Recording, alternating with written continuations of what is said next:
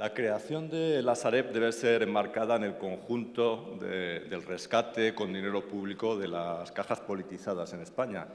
Y este es un rescate con dinero público que está resultando muy costoso. Hasta ahora van empleados 61.000 millones de euros de dinero público en ayudas a la solvencia de estas entidades y Eurostat da por perdido ya 43.000 millones de euros. Esto va unido a los esquemas de protección de activos, que podrían suponer pérdidas de un máximo de 36.000 millones de euros, y a los avales, también públicos, de unos 100.000 millones de euros. Todo esto mientras los responsables del hundimiento de las entidades siguen disfrutando de sus indemnizaciones millonarias y de sus prejubilaciones millonarias. Esto es bien conocido por la opinión pública. Sin embargo, el segundo pilar del rescate bancario, la Sareb, ha quedado más olvidado en un segundo plano, tal vez por la complejidad de su diseño, tal vez por la falta de transparencia, porque efectivamente su presidenta todavía no ha comparecido en la Cámara, pese a peticiones de UPyD y de otros grupos, aunque hay una fecha prevista próxima, parece ser. Un primer rasgo de la Sareb es su propia naturaleza de banco malo, es decir, se sacan de las entidades los activos basura, los activos más dañados, y se pasan a una entidad respaldada por dinero público.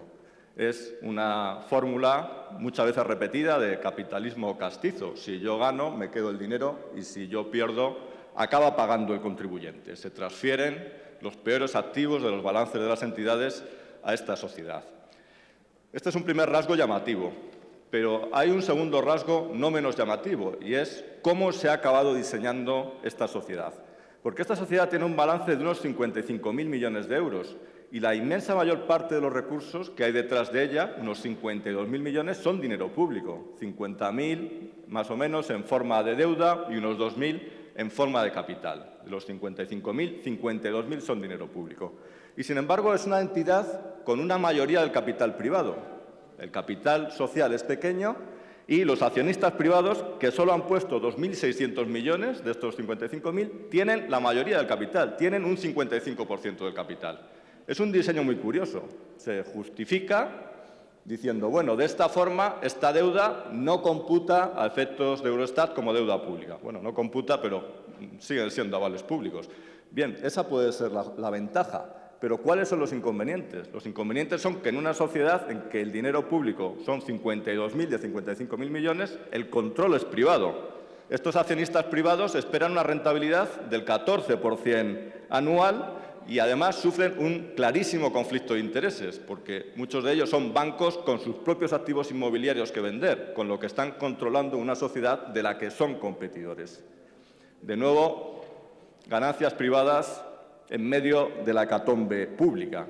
El sector público pone 52.000 millones, pero es el capital privado quien controla la sociedad y espera obtener altas rentabilidades. Esto nos lleva a compartir el espíritu y la letra de la moción que discutimos, y el único objeto de nuestra enmienda era aclarar algunos detalles que nos parecían imprecisos en el punto sexto. De ahí que agradezcamos al portavoz socialista la aceptación de la enmienda.